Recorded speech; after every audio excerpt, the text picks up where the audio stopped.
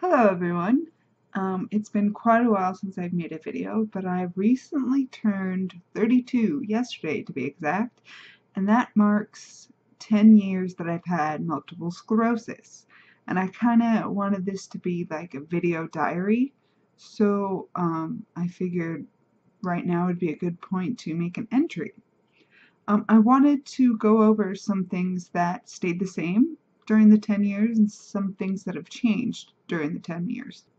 Not many things have stayed the same. MS is a very mobile, always changing, you never know what to expect kind of disease. And so only two things that I've really noticed is that I still have all the same fears, that I still have the same fear of completely losing my ability to walk. I fear attacks. I fear progression. I think anybody with MS tends to have those fears as well. Another thing that has stayed the same is that it seems to have not strayed from its original attack, which was my walking, that it definitely would attack like my waist down. From my waist down, it definitely changed the way my legs feel, the numbness, the tingling, my ability to balance has definitely stayed on the same not okay, really crappy line. So I mean, those things have stayed the same. Things that have been different, which is quite the list. I have a list here so I don't speak in circles, but is my progression and regression and then progression of walking aids and tools. As many of you may know, I used a forearm crutch, or it's called a Canadian crutch. It latches or braces itself on your forearm and you kind of use it as a cane.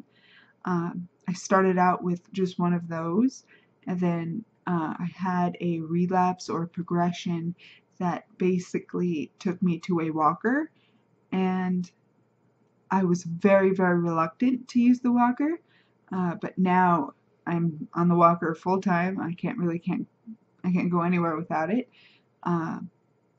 But hopefully with physical therapy and all the other things that I'm going to speak about, hopefully I'll be able to get back to that cane. For longer distances, I do use a wheelchair, which I always have. I do have problems walking long distances, so a wheelchair is a definite must. Something else that has changed is my medicines. In the beginning, this was before the oral medication. I was in Rebif and Avonex and things like that, the injectables, and those really didn't work for me. Then I was progressing quite fast, and the doctor wanted to stop that progression, so I started taking Tysabri, and Tysabri was a big decision because of the risk of PML and all of that, and I kind of was like, I'm willing to accept the risk for the benefits, which was great for me because it halted my progression for a good long while, for a few years, and about 7 years, I believe I was on it, but it halted my progression. But towards the end, I started progressing a little more, and Tysabri wasn't working quite well. My JCV was not up. It just slowly began to go downhill for me, so my doctor sent me to the John L. Trotter Center in St. Louis, the Barnes-Jewish Hospital, and the doctor there said that I should probably try a new medicine called Ocrevus, and I've been on it for just about a year, a few months off of a year, and it's really halted the progression. I've been seeing a lot of really good really good results from the medicine, and I'm pleasantly surprised by it. The second thing, or the third thing I'm going to talk about is my doctor changed during these 10 years. A lot of these changes have happened in the last few years, but my doctor changed me from relapsing or remitting multiple sclerosis to secondary progressive. For people who might not know, relapsing remitting is you have a relapse, and then you slowly get back up, and then you have a relapse, and then you slowly get back up. Where secondary progressive is kind of like downhill. You might have a relapse, but you never quite make it up there, and then you have a relapse, and then you never quite make it up there. So I think that's what he switched me to, because I wasn't showing any signs of getting back to that baseline where I was 10 years ago. Another thing that has changed is the doctors. I was in Springfield, Missouri, and I was seeing Dr. Sherpada, which he was great. He definitely took me from a point of very scared, extreme MS fears going, and he definitely took me to a more stable place with Tysabri. And then when it was not looking that great with Tysabri anymore, he sent me to the John L. Trotter Center, where he got a second opinion, which was great for him to be like, I don't know what's going on, I need a second opinion.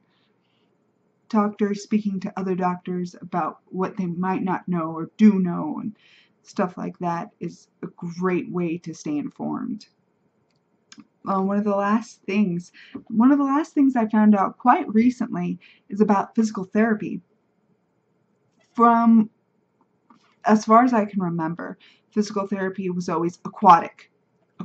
You have MS, you need aquatic therapy. Aquatic therapy is what you need. And so I was like, okay, aquatic therapy it is. I love the pool, there we go. But I found that I would go to therapy in the pool and do all these things and get worn out. Like, it would be difficult for me to get out of the pool, because when you're in the pool, gravity kind of takes away, like goes away. It's such a different feeling inside, and your body gets used to that feeling, and it's great, and you can do so much. And then the minute you get out of the pool, the gravity returns and everything is bad, and then your MS just is like, we can't do this. And it just wore me out, and it would take a day just to recover from physical therapy, and by then I'd have to go back to physical therapy.